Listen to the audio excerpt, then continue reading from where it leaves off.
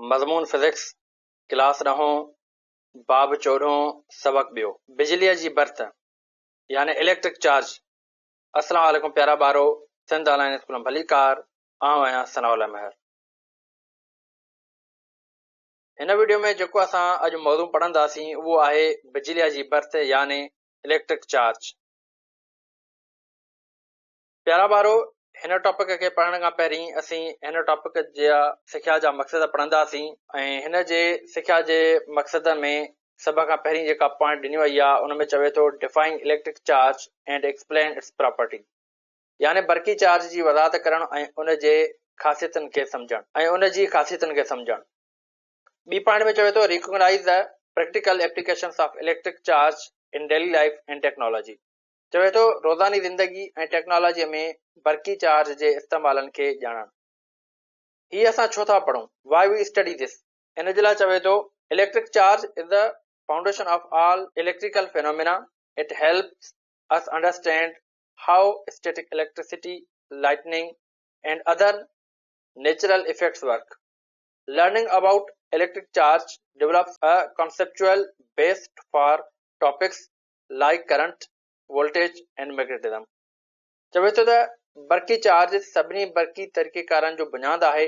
हीअ असांजे साक़त बिजली, विज ऐं ॿियनि कुदरती असरनि खे सम्झण में पिणु मदद करे थी। बरक़ी चार्ज बाबति सिखण सां बिजलीअ जे वकिरे, वोल्टेज ऐं मक़नातीसियत जहिड़नि मौज़ुअनि लाइ बुनियादी ॼाण हासिल थिए थी। प्यारा ॿारो, सभ खां पहिरीं असीं शुरूआत कंदासीं डिस्कवरी ऑफ चार्ज खां। त चार्ज जी जेका दरियाफ़्त आहे उहा कीअं थी, इनखे असां इंट्रोडक्टरी लेक्चर में ऑलरेडी डिस्कस करे चुका आहियूं, पर हिते हिनखे अञा कुझु वधीक नमूने सां सम्झण जी कोशिशि कंदासीं। तो सभ खां पहिरीं जेकॾहिं असां डिस्कवरी ऑफ चार्ज जे तरफ़ हलूं प्यारा ॿारो, त इन में जेका चार्ज जे बारे में सभ खां पहिरीं असांखे 600 BC Greek philosopher Thales of Miletus जेको आहे त उनजो कॉन्सेप्ट ॾिनो हुयो ऐं उन जेको आहे त एम्बर खे रब कयो हो फर सां, त उन एम्बर सां जेको आहे पीसिस ऑफ पेपर जेको आहे चिमड़नि पिया। ऐं उन खां बाद में end of the 16th sanctuary ॿियो हिकिड़ो साइंटिस्ट आयो जंहिंजो नालो हो डॉक्टर गिलबर्ट, ऐं इन जेको आहे त सभ खां पहिरीं असांखे टर्म इलेक्ट्रिसिटी खां मुतारिफ़ करायो। ऐं हिन ही जेको टर्म खयो हुयो उहो खयो हुयईं जेको आहे ग्रीक वर्ड इलेक्ट्रॉन मां, जंहिंजी माना हुई एम्बर। उन खां बाद में पहिरियां ॿारो 1752 में हिकिड़ो साइंसदान आयो जंहिंजो नालो हुयो बेंजामिन फ्रैंकलिन। ऐं बेंजामिन फ्रैंकलिन जेको आहे त उन कंडक्ट कयो काइट एक्सपेरिमेंट। ठीकु आहे, हाणे काइट एक्सपेरिमेंट उनजो छा हुयो ऐं उन जे बुनियाद ते हिन असांखे जेको आहे त इलेक्ट्रिक चार्जिस जे बारे में ॿुधायो ऐं उन जे टाइप्स जे बारे में ॿुधायो। सभ खां पहिरीं असां हिन जे जेको आहे त तजुर्बे जे तरफ़ हलूं था। त हिन कहिड़ो तजुर्बो कयो? हिन इहो तजुर्बो कयो त हिकिड़ो हिन लकड़ खयो, लकड़ में कुझु मेटल इंसर्ट कयो। हाणे मेटल जॾहिं हिन लकड़ में इंसर्ट कयो त उन खां पोइ हिन जेको आहे उन लकड़ खे उॾारियो ऐं लकड़ में जेको आहे त हिन जेको धाॻो ॿधो हुयो, ठीकु आहे, उन अधु धागे ते वरी हिन जेको आहे त चाबी ॿधी हुई। पोइ छा थियो प्यारा ॿारो, त जंहिं इलाइक़े में हिन लकड़ उॾारियो उहो जेको आहे त हिकिड़ो मौसमी लिहाज़ खां बारिशी इलाइक़ो हुयो ऐं उते अक्सर जेको आहे त विझ किरंदी हुई, यानी खिवण किरंदी हुई या लाइटनिंग थींदी हुई।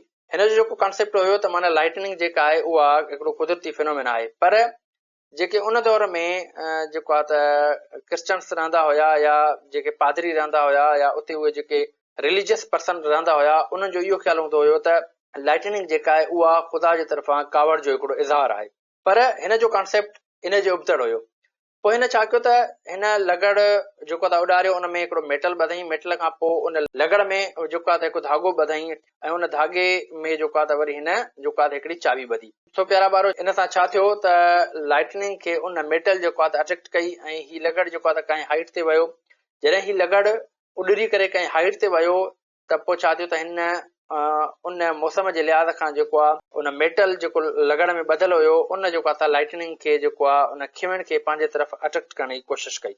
उन खां पोइ उहा चार्ज जेका आहे उहा उन लकड़ जे वायर मां, उन लकड़ जे उन धागे मां जेको आहे सिधो जेको आहे ट्रांसफर थी करे उन चाबीअ ताईं पहुती। पोइ हिन छा कयो, हिन जेको आहे त उन चाबीअ जे वेझो जॾहिं हुन हथु करण जी कोशिशि कई त पोइ हिन खे जेको आहे त हिकिड़े क़िस्म जी सेंसेशन फील थी, हिनखे करंट फील थियो। उन खां पोइ जेको आहे त हिन असांखे जेको आहे चार्जिस जो कॉन्सेप्ट ॾिनो या इलेक्ट्रिसिटी जो कॉन्सेप्ट ॾिनो। हाणे अगरि जेकॾहिं असां हिन जे तजुर्बे जी ॻाल्हि कयूं त हिन 1752 में जेको आहे त लॻण वारो तजुर्बो कयो। हिन ॿुधायो त ॿिनि क़िस्मनि जी बिजली मौजूदु हूंदी आहे। तो अहिड़े नमूने सां प्यारा ॿारो हिन वधीक रिसर्च कई जॾहिं त वधीक रिसर्च करण खां बाद में हिनखे इहा ख़बर पई त जेके असांजूं चार्जिस आहिनि उहे ॿिनि क़िस्मनि जूं हूंदियूं आहिनि, यानी बिजली जेका आहे उहा असांजी ॿिनि क़िस्मनि जी आहे। ठीकु आहे।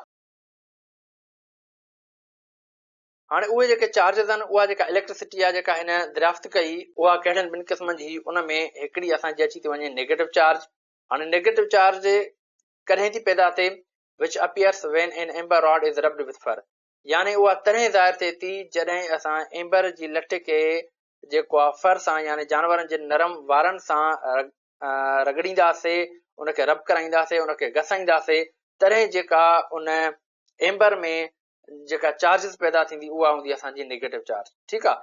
उन खां बाद में जेकॾहिं असां पॉज़िटिव चार्ज जी ॻाल्हि कयूं प्यारा ॿार, त पॉज़िटिव चार्ज कॾहिं जेको आहे त पैदा थींदी, हिन जेको आहे त चयो त विच appears when the glass rod is rubbed with silk। Positive charge तॾहिं ज़ाहिर थींदी जॾहिं शीशे जी लट खे रेशम सां रगड़ाईंदासीं, उनखे जेको आहे त रब कंदासीं, तॾहिं जेको आहे त असांखे जेका चार्ज मिलंदी उहा असांखे मिलंदी पॉज़िटिव चार्ज। जॾहिं एम्बर खे असां फर सां रगड़ायूं था तॾहिं असांखे नेगेटिव चार्ज मिले थी, ऐं जॾहिं वरी असां गिलास खे सिल्क सां रगड़ायूं था तॾहिं जेको आहे असांखे वरी पॉज़िटिव चार्ज मिले थी। तो प्यारा ॿारो हाणे असां सम्झंदासीं त व्हाट इज़ चार्ज, त चार्ज छा आहे।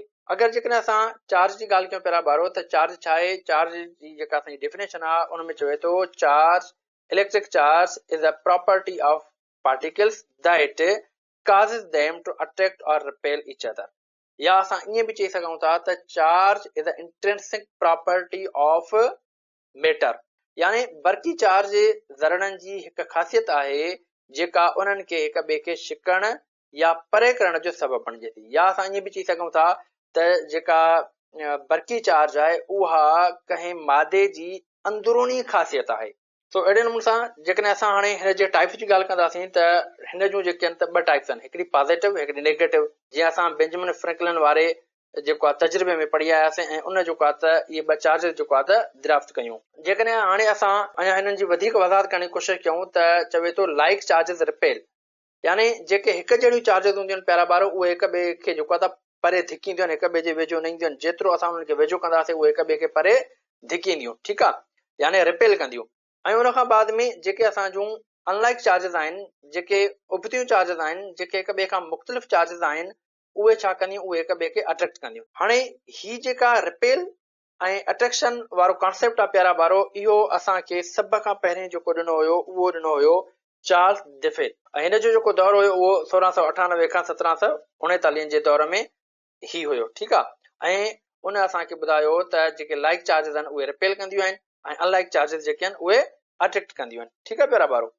उन खां बाद में जेकॾहिं असां चार्ज जी ॻाल्हि कयूं प्यारा ॿारो, त चार्ज जेका आहे उहा स्केलर क्वांटिटी थींदी आहे। ठीकु आहे, यानी इनखे कंहिं बि क़िस्म जो को तरफ़ न हूंदो आहे। ऑलरेडी असां जेको आहे त 9th क्लास में डिस्कस करे आया आहियूं स्केलर क्वांटिटीज़ ऐं वेक्टर क्वांटिटीज़। त चार्ज जेका आहे उहा स्केलर क्वांटिटी आहे। ठीकु आहे। उन खां बाद में जेकॾहिं असां चार्ज जे यूनिट जी ॻाल्हि कयूं प्यारा ॿारो, त चार्ज जो जेको एसआई यूनिट आहे उहा आहे कूलम, ऐं इनखे असां हिते कैपिटल सी सां शो कंदा आहियूं। अगरि जेकॾहिं असां कूलम जी डेफिनेशन खे ॾिसूं त कूलम छा हूंदो आहे प्यारा ॿारो, इन जे लाइ चवे थो 1 coulomb is the amount of electric charge transported by a current of 1 ampere in 1 second।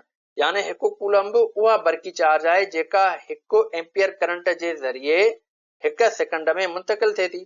यानी 1 एम्पियर करंट जेको आहे 1 सेकंड में ट्रांसफर थिए कंहिं बि जॻह तां, त असां चवंदासीं उहो असांजो 1 कूलम्ब आहे। त इनखे असां मालूम करण जे लाइ ही असां वटि जेको आहे फार्मूलो आहे। इनखे मालूम करण जे लाइ असां वटि ही फार्मूलो आहे त 1 coulomb is equal to 1 ampere into 1 second. तो प्यारा ॿारो हींअर असीं हलंदासीं वरी प्रोडक्शन ऑफ इलेक्ट्रिक चार्ज जे तरफ़। त असां इलेक्ट्रिक चार्ज खे कीअं पैदा करे सघूं था। सभ खां पहिरीं असां ही एग्ज़ाम्पल ॾिसंदासीं प्यारा ॿारो, त जीअं ऑलरेडी असां डिस्कस करे आयासीं त असां वटि ॿिनि क़िस्मनि जूं जेके चार्जिस थींदियूं आहिनि, हिकिड़ी असां वटि पॉज़िटिव हूंदी आहे, ॿी असां वटि नेगेटिव हूंदी आहे। हाणे असां छा था कयूं त मिसाल तौर ते हिकिड़ो असां फूकणो खयोंसीं ऐं उहो फूकणो जेको आहे त न्यूट्रल आहे ऐं असांखे जेको आहे त कपिड़ा पातल आहिनि ऐं असांजा कपिड़ा बि जेके आहिनि त उहे इलेक्ट्रिकली न्यूट्रल आहिनि। ठीकु आहे, यानी उन्हनि में चार्ज जो जेको मिक़दार आहे यानी पॉज़िटिव ऐं नेगेटिव चार्ज जो जेको मिक़दार आहे उहो इक्वल आहे, बराबरि आहे। हाणे असां छा था कयूं, हिन फूकणे खे जेको आहे पंहिंजे कपिड़नि सां रगड़ियूं था, घसायूं था। हाणे जॾहिं घसाईंदासीं त छा थींदो, चार्ज जेके फूकणे में हूंदियूं उहे डिस्टर्ब थींदियूं। हाणे उन खां पोइ असां छा था कयूं, हिन फूकणे खे जेको आहे हिन भित जे वेझो था खणी अचूं।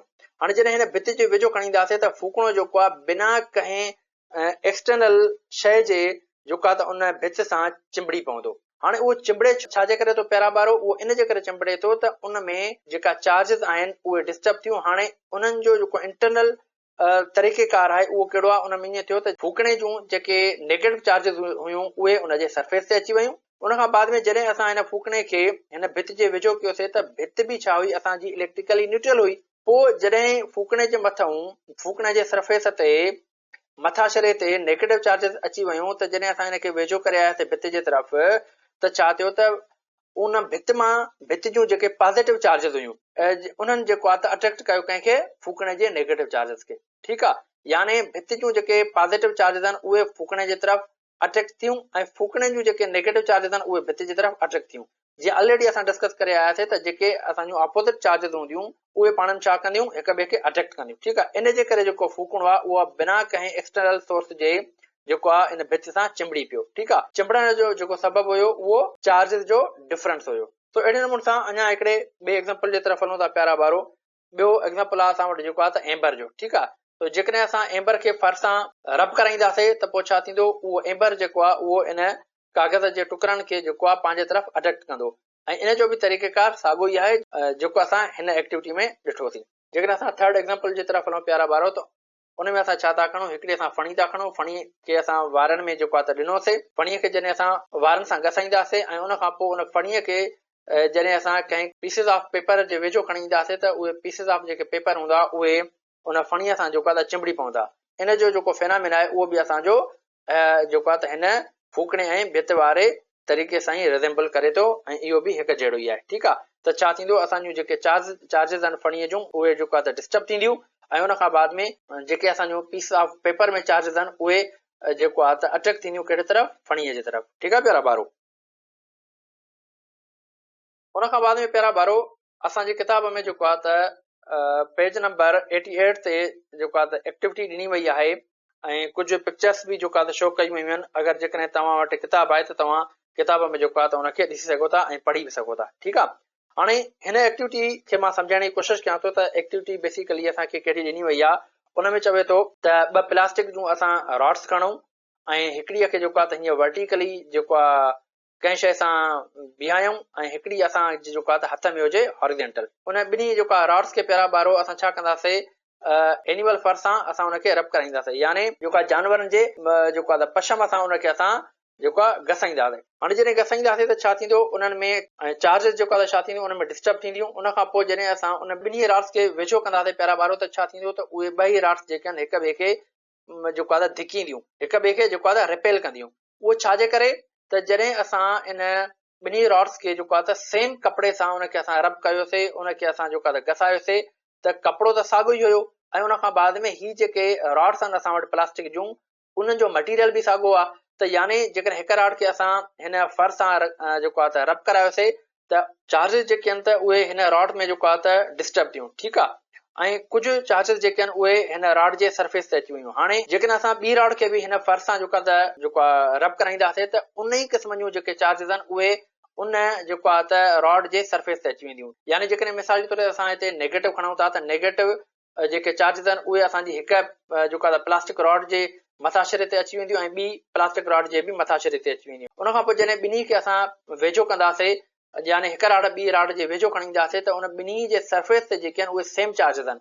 पोइ छा थींदो त हीअ हिक ॿिए खे जेको आहे त रिपेल कंदियूं। ठीकु आहे, उन खां बाद में हाणे छा था कयूं असां, हाणे मिसाल जे तौर ते जेकॾहिं असां वटि हाणे जेका असां वटि हीअ उभी रॉड आहे यानी हीअ वर्टिकल रॉड आहे, इनखे असां जेको आहे फर सां घसायूं था ऐं उन खां बाद में ॿी असां हिकिड़ी रॉड खईंसीं, मिसाल जे तौर ते उहा असांजी वरी शीशे जी रॉड आहे, उनखे वरी असां जेको आहे सिल्क सां था घसायूं। हाणे रॉड्स जेके आहिनि उहे बि अलॻि आहिनि ऐं उन खां बाद में उन ॿिन्ही रॉड्स खे जेको आहे असां ॿिनि अलॻि अलॻि शयुनि सां जेको आहे त घसायोसीं। ठीकु आहे, हाणे उन खां बाद में जॾहिं असां उन शीशे वारी रॉड जेका आहे उनखे असां हिन प्लास्टिक वारी रॉड जे वेझो खणी ईंदासीं, ठीकु आहे, त पोइ छा थींदी, उहे ॿई पंहिंजे तरफ़ अट्रैक्ट कंदियूं हिक ॿिए खे। हाणे इन मां इहो साबित थियो त यानी हिक रॉड ते जेका चार्ज आहे उहा पॉज़िटिव अची वई ऐं ॿी रॉड ते जेका चार्ज आहे उहा नेगेटिव अची वई। ठीकु आहे। हाणे इहो छाजे करे थियो? इहो उन चार्ज जे जेको आहे त डिस्टर्ब जे करे थियो। ठीकु आहे।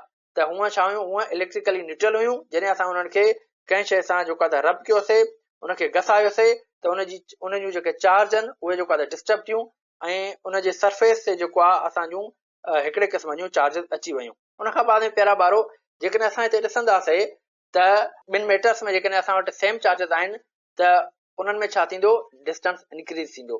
ठीकु आहे। ऐं फोर्स असांजो डिक्रीज़ थींदो। ठीकु आहे। जेतिरो डिस्टेंस असांजो इंक्रीज़ थींदो प्यारा ॿारो, ओतिरो ॿिनि जेको आहे त मेटल्स या ॿिनि चार्जिस जे विच में जेको फोर्स आहे उहो जेको आहे त डिक्रीज़ थींदो। तो हीअ असांजी जेको आहे त एक्टिविटी हुई।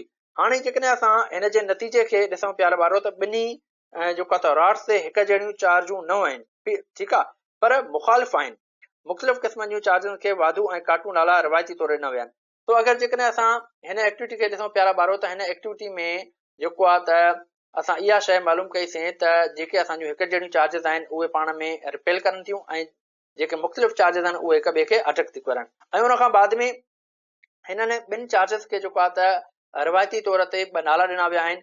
हिकिड़ीअ खे जेको आहे त पॉज़िटिव चार्ज जो नालो ॾिनो वियो आहे ऐं ॿीअ खे जेको आहे त नेगेटिव चार्ज जो नालो ॾिनो वियो आहे। ऐं उनखां बाद में जेकॾहिं असां हिन एक्टिविटी जे नतीजे में हलूं त हिन जे रिज़ल्ट में असांखे छा छा जेको आहे त मालूम थियो। पहिरीं ॻाल्हि इहा त चार्ज जेका आहे उहा हिक ॿिए जिस्म खे या त अट्रैक्ट करे थी या रिपेल करे थी। जेकॾहिं ॿ जुदा क़िस्म जूं चार्जिस आहिनि ऐं उन्हनि खे जेकॾहिं असां घसायूं था कंहिं शइ सां त उहे छा थियूं करनि? उहे जेको आहे त हिक ॿिए खे जेको आहे त अट्रैक्ट थियूं करनि। ठीकु आहे। उनखां पोइ हिक जहिड़ियूं जेके चार्जिस आहिनि उहे हमेशह हिक ॿिए खे रिपेल कंदियूं। उनखां पोइ जेके मुखालिफ़ चार्जिस आहिनि उहे हमेशह हिक ॿिए खे जेको आहे अट्रैक्ट कंदियूं। ठीकु आहे प्यारा ॿारो। सो हीअ हुयो असांजो जेको आहे त अॼु जो लेक्चर। तो मूंखे उमेदु आहे त तव्हांखे हीउ जेको टॉपिक आहे उहो बि सुठे नमूने सां सम्झ में अची वेंदो। तो हिन लेक्चर खे हिते असां ख़तमु था कयूं। इंशाअल्लाह नेक्स्ट लेक्चर में वरी असां नए टॉपिक सां गॾु मिलंदासीं। तेसिताईं अल्लाह हाफ़िज़।